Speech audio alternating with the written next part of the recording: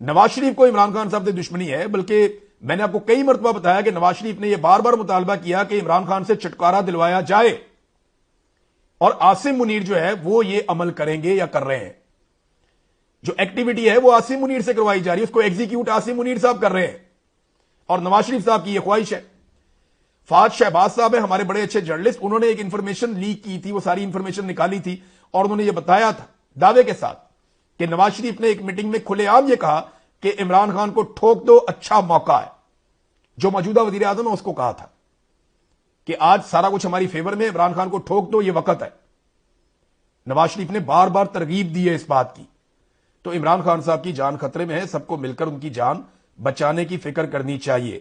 دیکھیں مسئلہ کیا ہے، عمران خان اس سسٹم کی موت ہے، ملٹری اسٹیبلشمنٹ اور اشرافیہ.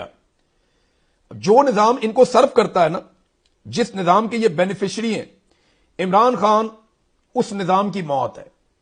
یہ نظام عمران خان کے ہوتے ہوئے جو ہے وہ قائم نہیں رہ سکتا. اس نظام کے خلاف جو سب سے مؤثر ہتھیار ہے نا، اس کا نام ہے عمران خان.